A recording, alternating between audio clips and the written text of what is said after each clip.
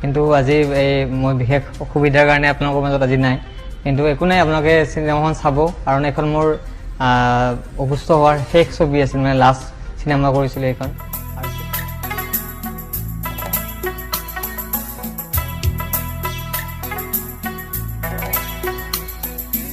অন্ধ আকাশ, ক্ৰুদ্ধ বতাহ, ত্ৰস্ত ৰাতিৰ স্তব্ধ জোনাক, অন্ধ মনৰ বন্ধ কোঠা, হিংস্ৰ প্ৰেমৰ মুক্ত প্ৰকাশ, মুকুতি আজি দেখো দিশহাৰা হৈ ৰয়, দিশে দিশে চলে মৃত্যুৰ